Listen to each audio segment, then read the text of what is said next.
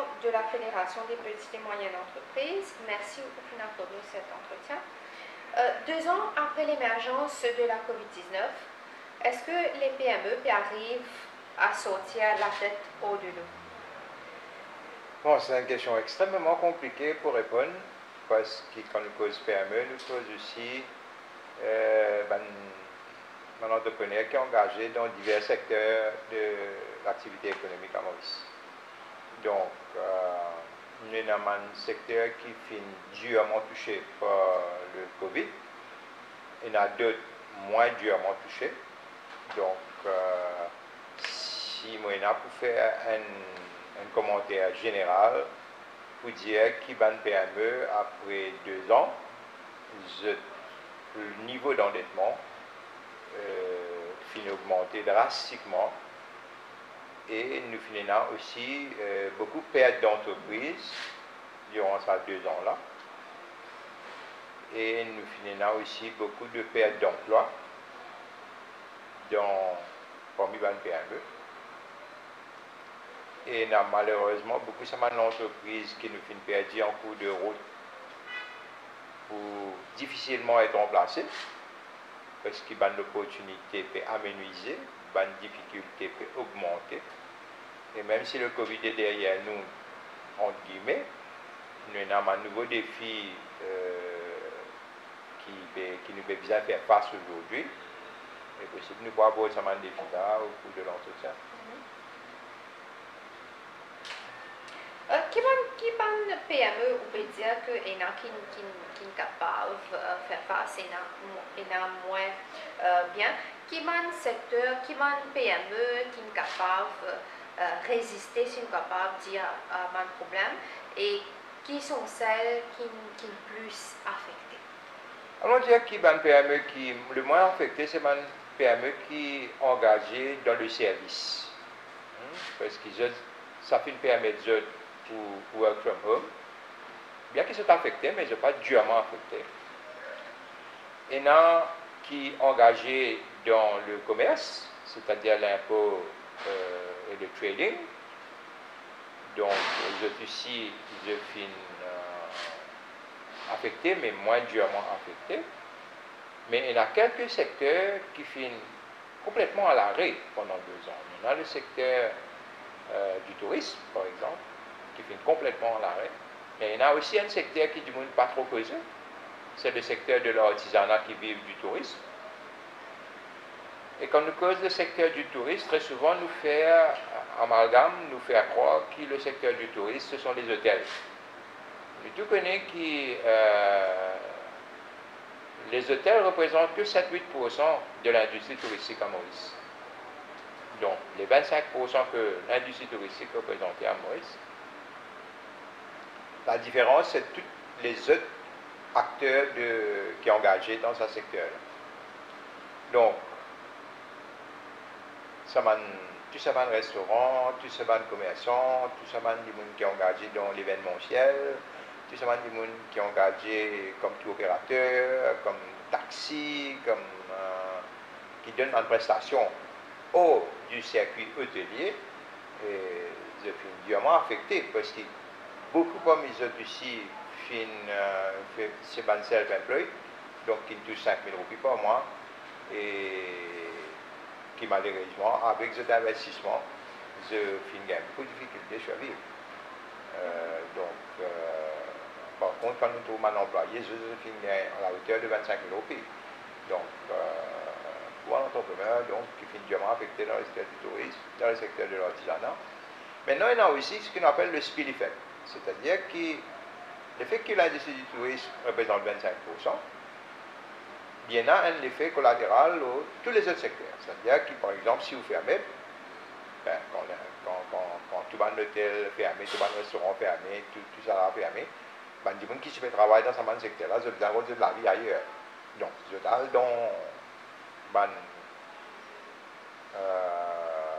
un client qui a participé servi avant, donc finalement quand même une certaine compétition qui pose problème tout le monde.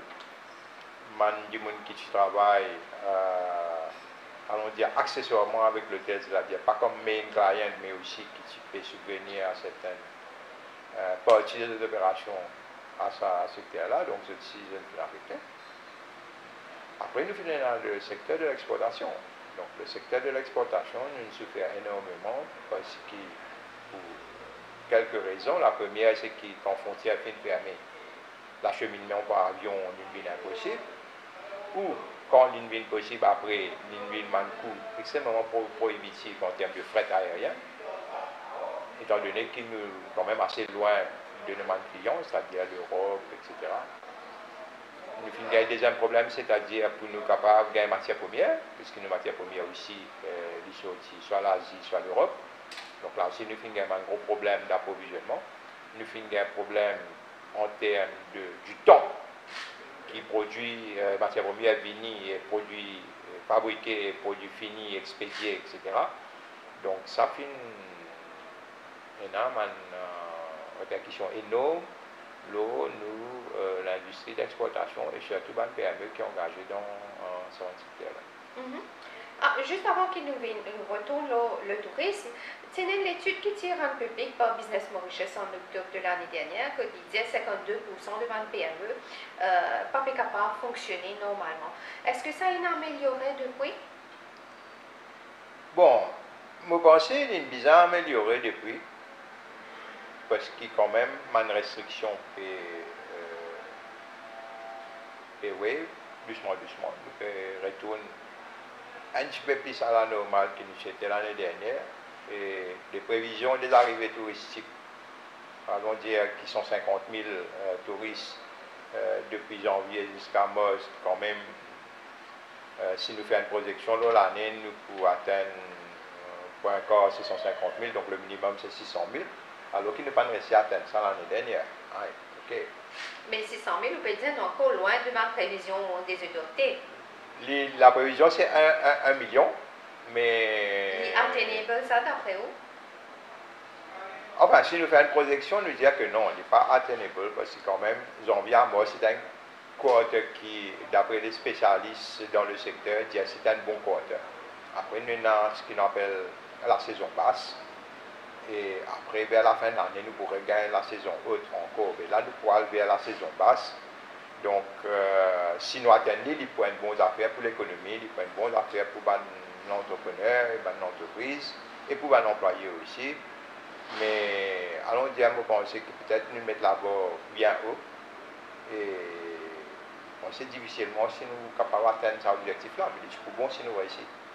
Ilena, la MIC fait mettre un fonds sur place pour venir en aide à un secteur systémique dont l'industrie touristique.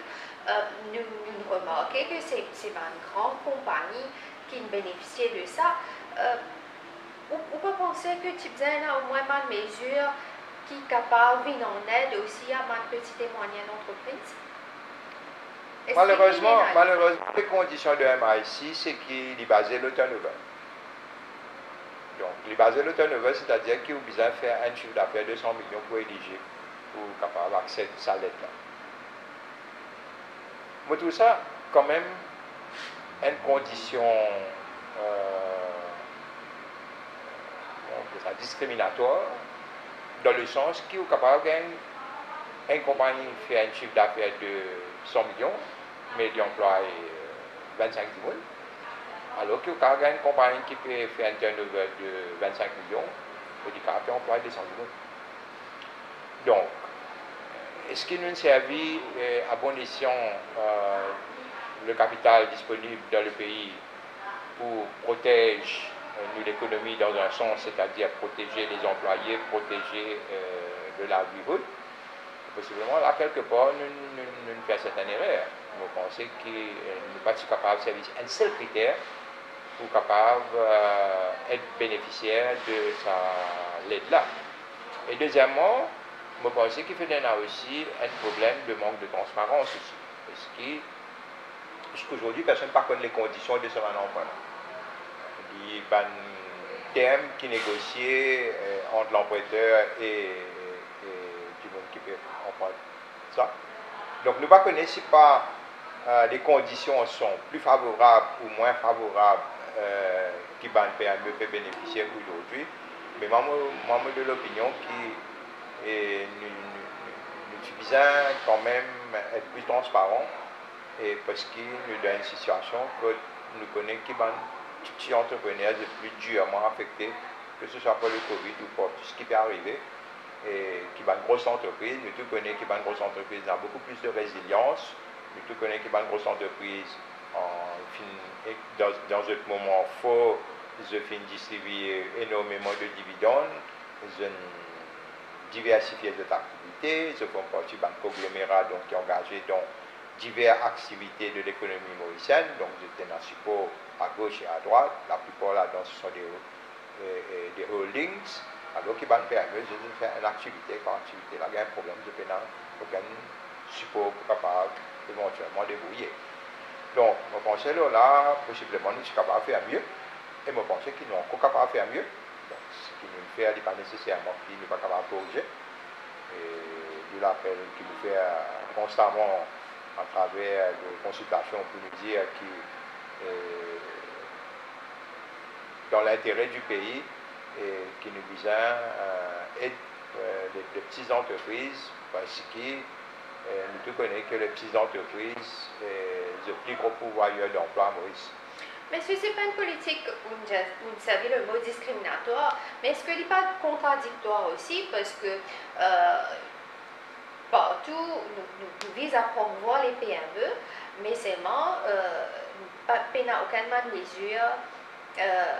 mesure d'accompagnement assez forte pour faire sortir de l'impasse que vous trouvez là. L'année dernière, je me rappelle, nous dit après le budget qui partit dans ma mesure spécifique qu'il prend pour relancer les PME. Je donne un simple exemple. Nous ouvrons le ciel en octobre.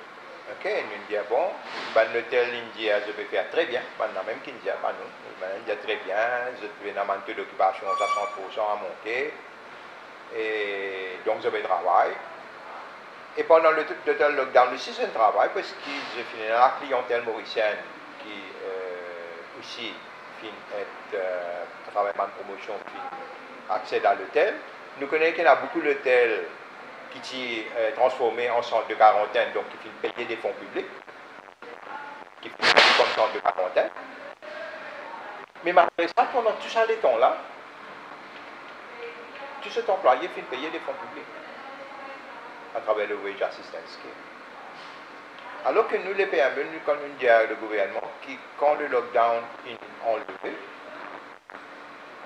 nous disons le gouvernement soutenir nous pour une période de temps jusqu'à ce qu'il nous recouvrir, nous retourne à nos activités, à une certaine normalité pour soutenir nous pendant les temps-là. Même si pas pour soutenir nous à 100% comme soutenir les hôteliers, mais au moins 50% ou 25% pendant un certain temps, pour donner le temps à ce PME là capable de souffler. Et comme on nous connaît, il y a beaucoup de PME qui perdent des autres matières premières parce qu'il y en a beaucoup qui sont périssables dedans. Il y a des gens qui perdent des clients, il y a des gens qui ont crédit qui default. Par gagner de paiement, donc je passe par un moment difficile, je dis à le gouvernement aide ma entreprise temporairement et partiellement. Et malheureusement, nous l'appelons pas finir d'écouter. Et c'est ça aussi qui nous trouve un petit peu discriminatoire. Mais est-ce que c'est pas le moment là, un prochain budget béni, qui va mesure qu'ils ont souhaité prendre une zone de ministre des Finances, oui. récemment, qui va mesure je proposer, qui vient prendre pour une aide à ma PME. Premièrement, le gros problème de ban PME aujourd'hui, c'est le niveau d'endettement.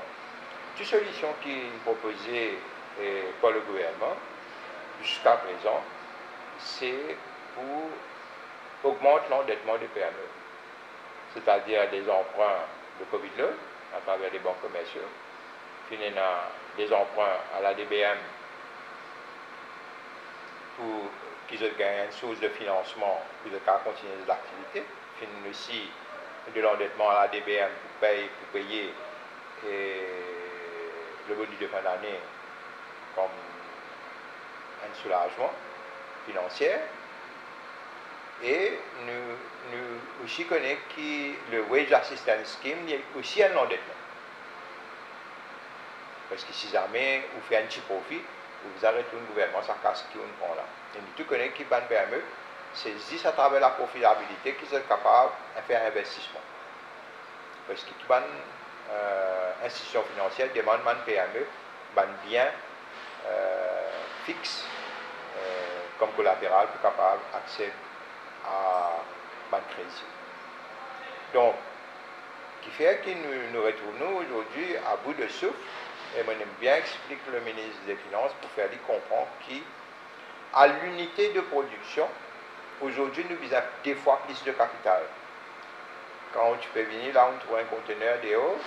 Ce conteneur-là, le chiffre qui me peut avancer, c'est un chiffre exact, me confirmé, 7 400 $ pour un conteneur de 20 pieds. Le fret sera. Okay? Et nous tous connaissons qui nous paye la VAT lors de l'importation sur le prix CIF, c'est-à-dire le coût des matières premières, incluant le fret. Donc, à la douane, là, nous payons 15%. Donc, ça 6 400 $ additionnels du coût du fret, parce qu'il coûte 1 000 $ avant. Donc, nous payons ça à la douane comme étant la VAT. Maintenant, le coût du produit même, c'est-à-dire la matière première même, à cause d'une rupture de la chaîne de production à l'extérieur, il y a aussi une pénurie de matières premières à l'extérieur, parce que je suis affecté par le Covid. Donc, le coût des matières premières il augmente. Troisième affaire, c'est que nous faisons la dépréciation de la roupie. Nous connaissons quand nous importons, nous payons en dollars, nous payons en euros, en livres sterling, nous ne payons pas en roupie. Donc, la dépréciation d'à peu près 25%. Donc, qui fait qu'aujourd'hui, pour amener un conteneur comme ça, de produits de matières premières qui nous importent, nous avons 2 fois plus casse. Nous, endettement est augmenté, nous avons 2 fois plus casse pour amener nos matières premières. Et donc, qui fait qu'avec la facilité que nous avons dans l'entreprise, nous diminuons parce que nous sommes bien endettés, et nous avons plus beaucoup de casse pour nous opérer comme nous pouvons opérer. Qui fait que nous ne sommes pas capables parce que nous sommes dans l'argent. Donc, nous devons diminuer nos niveaux d'activité par manque de capacité financière. Donc, il est extrêmement compliqué. Donc, comment nous venons à bout de ce problème-là? Ben, il y a beaucoup de propositions dans le passé, même la Banque mondiale, il fait une proposition pour dire qu'il n'est pas possible que dans l'économie mauricienne, si nous envie exploiter le potentiel de croissance à l'île Maurice, il y a beaucoup de potentiel parmi les PME pour qu'ils accroissent leur business. Et le problème majeur, c'est le problème de financement, parce que le financement est seulement accessible à travers des collatéraux comme des biens immobiliers. Alors que dans aucun pays comparable à Maurice, tel n'est pas le cas. Alors, le problème, il vient à commencer par l'armée. Donc, il faut absolument que l'entreprise ne pas distribuer des dividendes, s'il fait un profit, il prend tout l'argent qu'il y a, il réinvestit dans le business pour qu'il soit capable de grandir. Et naturellement, on ne peut pas grandir comme on vit, capable de grandir, même si on a beaucoup d'opportunités, on a le moyen pour capable de saisir cette opportunité-là. Ça, c'est le premier problème. Le deuxième problème, c'est qu'il est non financier. C'est-à-dire que, bien souvent, une cause ease of doing business. C'est la loi qui fait le d'emploiement pour qu'il nous vienne améliorer nos rankings, le ease of doing business. Mais beaucoup de monde n'a pas réalisé que la loi-là n'est pas concerne les opérateurs locaux, surtout les PME. Les concerne les investisseurs qui ont vu faire Maurice, pour ceux qui sont ease of doing business, là, ils amélioré. À Maurice, si un entrepreneur a envie de faire business, il est toujours besoin faire face à tout ça gros soucis administratifs pour être capable de faire tourner ce business. Et très souvent, il y a l'incompréhension qui fait qu'il y a sa quantité de soucis administratifs là pour un entrepreneur local et qui fait qu'il y a autant de tapis rose pour un étranger. Donc, là, nous avons un gros problème.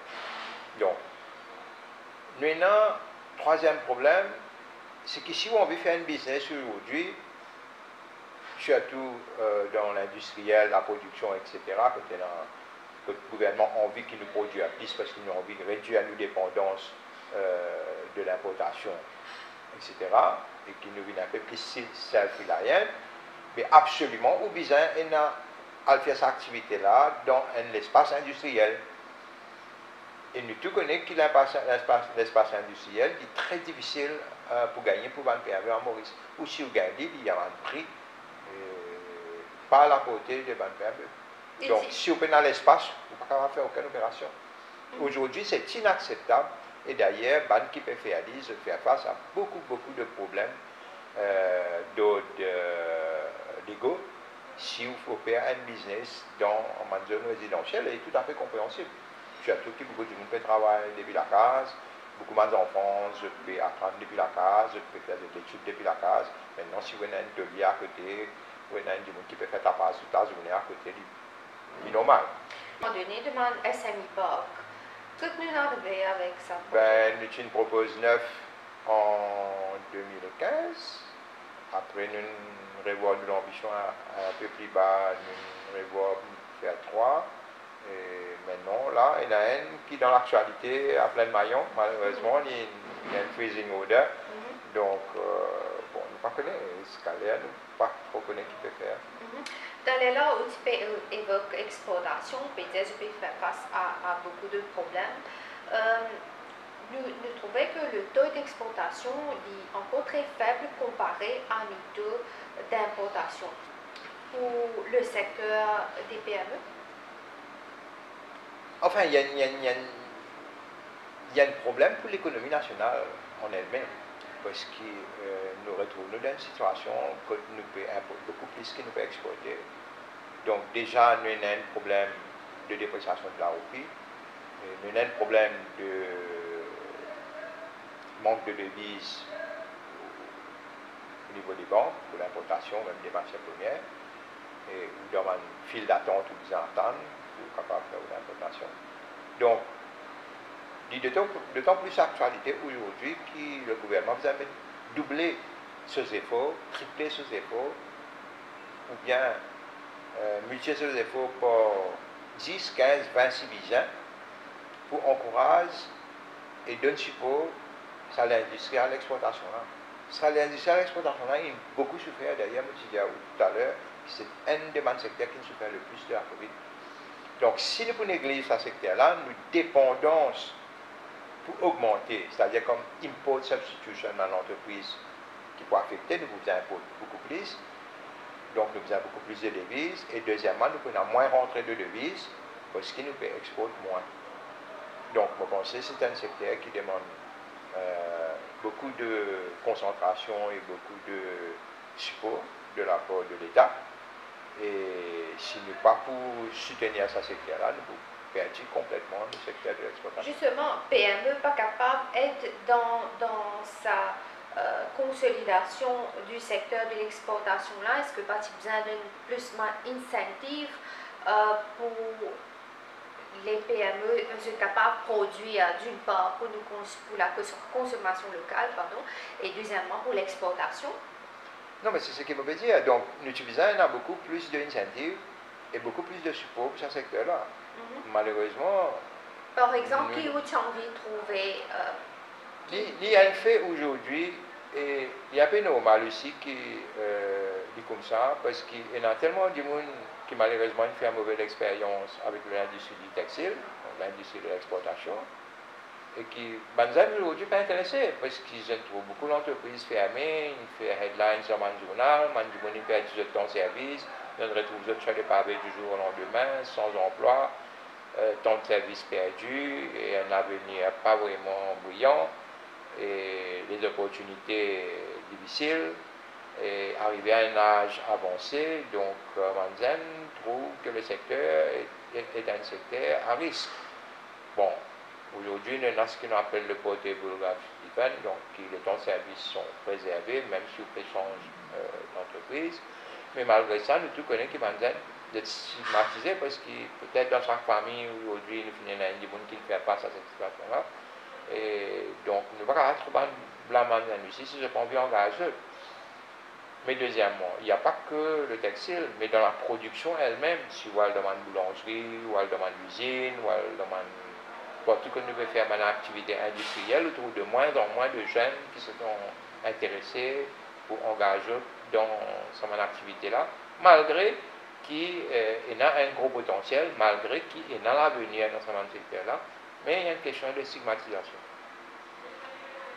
Le seul recours pour continuer cette activité-là, c'est d'avoir recours aux main-d'œuvre étrangère.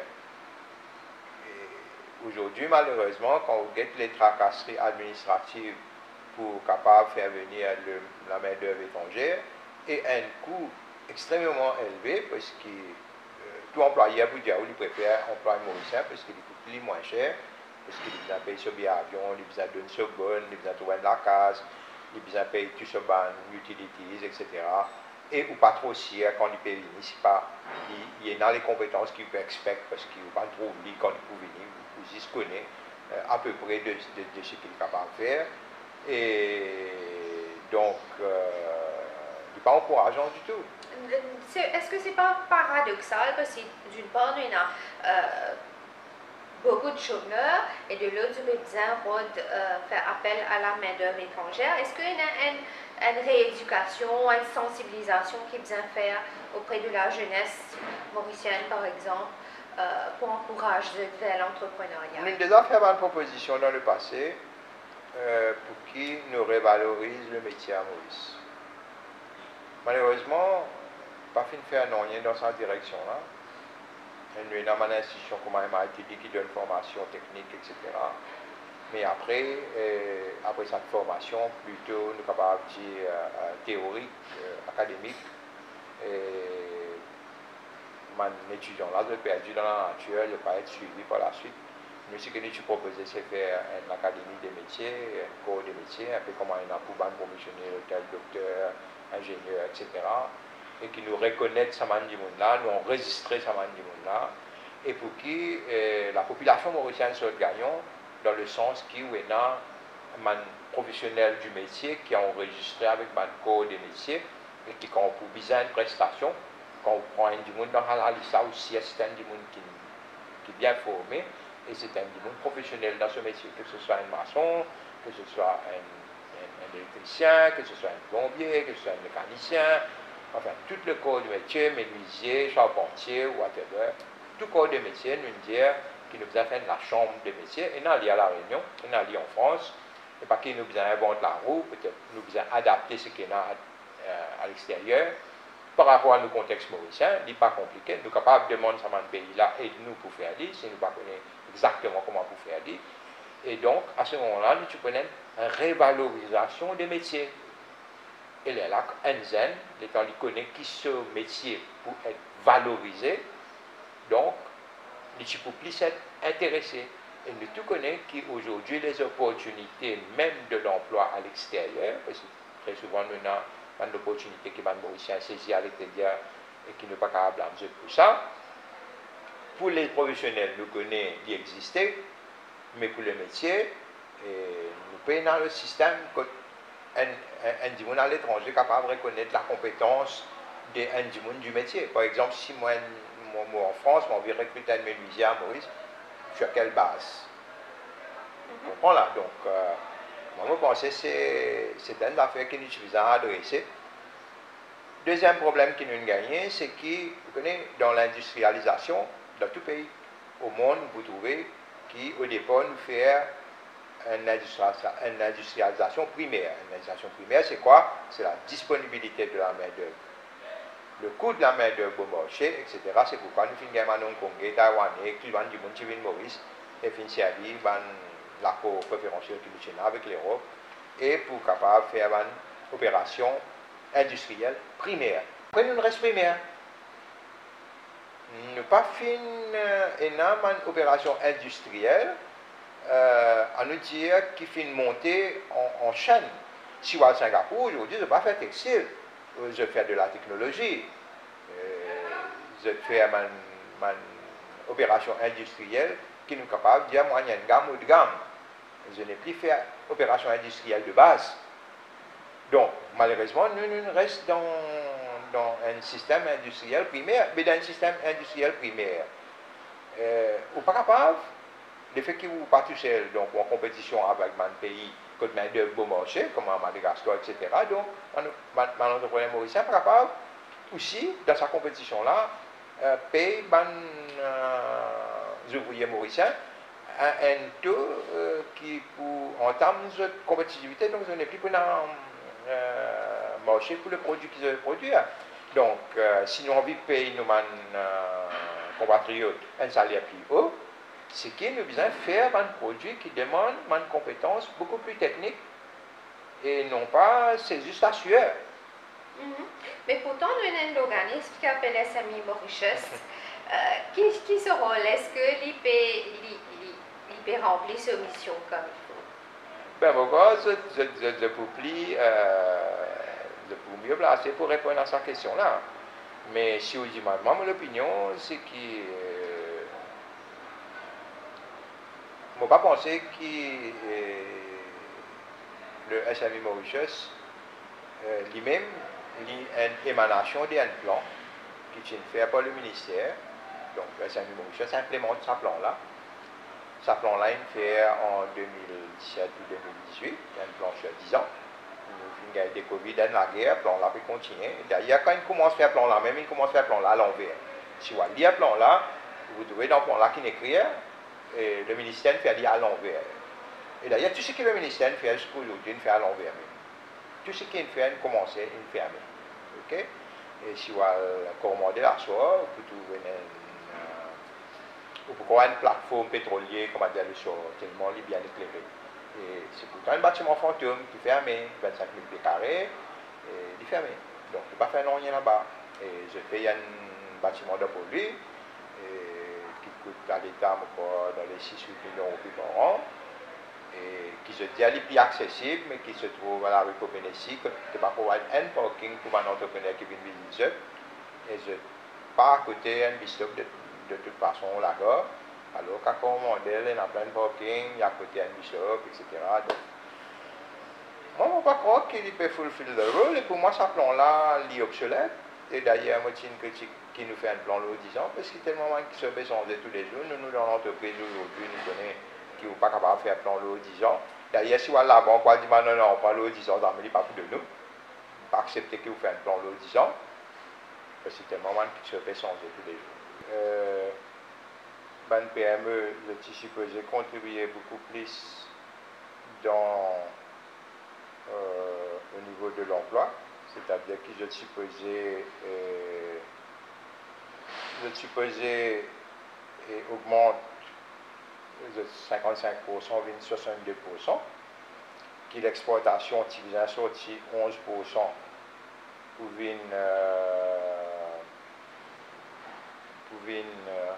17%, et qui nos contributions au niveau du PIB est sorti 40%, 62%. Nous halfway,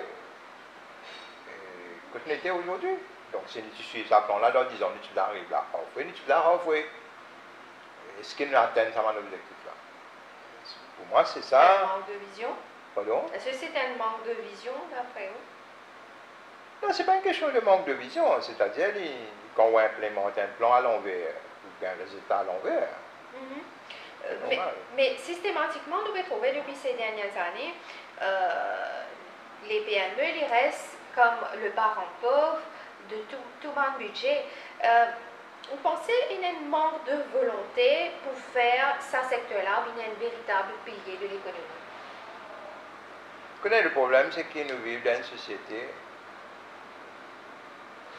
50 ans après l'indépendance, mais nous toujours croyons qu'un meilleur l'île Maurice, c'est, comment dire, la forêt avec 15-20 gros arbres. Malheureusement, elle est comme ça, c'est ce que nous croyons. Parce que tout ce qu'il nous peut faire pendant ces 50 ans-là, c'est fertiliser 50 gros arbres ou whatever, 100 gros arbres qui nous là, nous faisons beaucoup plus En grand. d'autres mots, vous pouvez dire que favorise le gros capital. Quand on vit des arbres là, bien plus grands, mais non, il n'y a pas poussé en bas de gros arbres. Et si on vit dans la forêt beaucoup plus homogène, ce qui vous favorise aussi les arbustes, les herbes, et là où on est dans la forêt homogène. Mais si nous on vient dans la forêt, quand on a 100, 200 gros arbres, bien en bonne santé, bien grands, bien tout, et même si vous avez tout petit en bas, ben, c'est le choix qu'on fait. Hein. Vous pouvez servir un langage très imagé. Donc, en d'autres mots, si nous pouvons comprendre, on peut dire qu'il y a un manque de démocratisation de l'économie. Est-ce que ça, c'est un vain mot de nos jours? Non, regardez, je vais donner un simple exemple. Okay.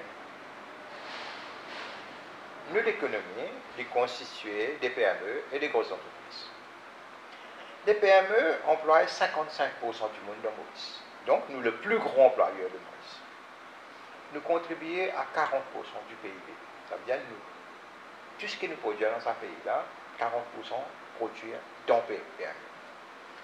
Quand nous passons par une difficulté, les PME passent plus misère parce qu'ils ont la résilience, ils ont la compétence, parce qu'ils ont à l'intérieur, ils ont un comptable, ils ont un secteur, ils ont une section HR, ils ont une section marketing, ils ont une section là. Donc, ils sont plus vulnérables. Donc, si nous avons envie d'aider un secteur dans l'économie, nous avons plus beaucoup d'aide et des gens qui sont vulnérables. Pareil, quand nous quittons la société, nous donnons plus beaucoup d'aide, des gens pauvres. L'État fait ça parce qu'ils sont plus vulnérables. Quand il y a un problème dans l'économie, c'est eux qui nous aident premiers. Okay. Nous prenons 80 millions de roupies des fonds publics, nous donnons ça à MIC. Condition, vous avez plus de 100 millions de turnover. La loi, pour qualifier un PME, c'est que vous avez un turnover à moins de 50 millions. Donc, exclure tout PME dans le tout. Okay. De l'autre côté, vous donnez 1 milliard de PME. Je ne sais pas comment vous allez dire plus que ça. Qui ou vision ou pour ce secteur, qui ou envie de mesures qui implémentées pour redonner sa lettre de noblesse, pour relance le secteur comme il se doit? Vous voyez, nous avons une vision.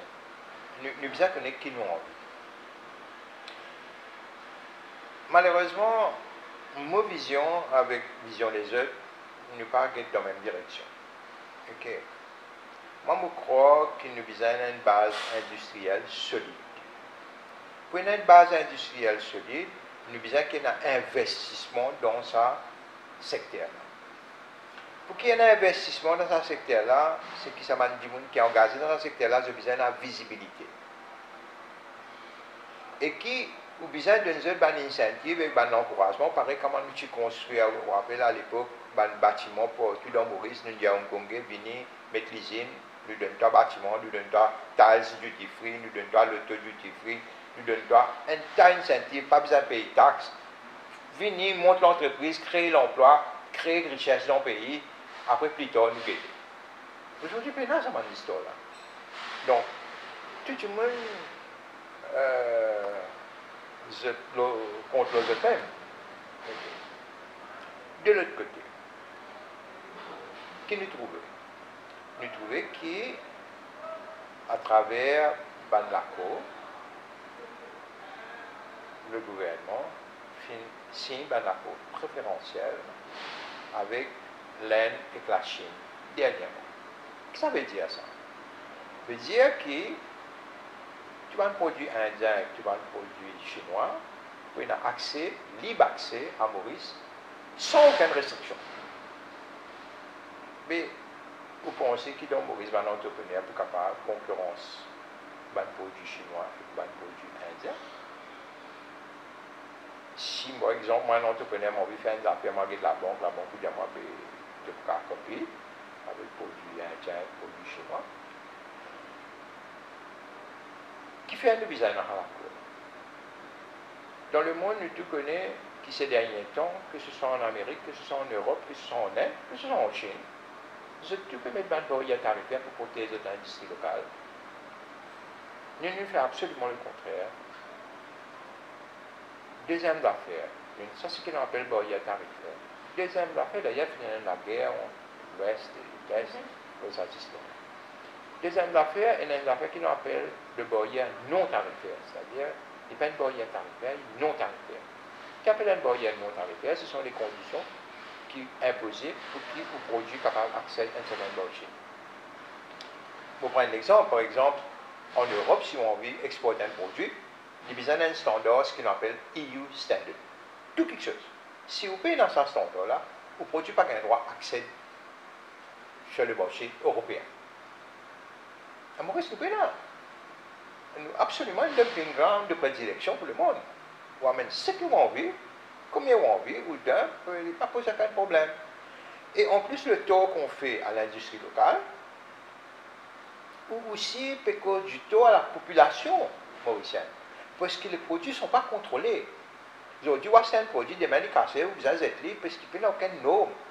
Sauf que quand vous avez une mot, là, ou pour le si pas bon sur la terre, là, il met différents matelas, là, il met une certaine condition, donc il calcule sur la terre de bizarre, ou un chauffe-eau gaz, une tuile du monde dans la salle de bain, là, on a qui safety features de vous mettre là-dedans. Ou si un enfant jouer avec un jouet et qui joue là, c'est un billet dans la vallée, il mot, là, nous dit, bon, nous avons un coup de jouet qui va safety bizarre, ou bien si un enfant est brûlé en pétrole, là, nous avons quelques pétrole, nous pouvons amener. Et malheureusement, nous venons.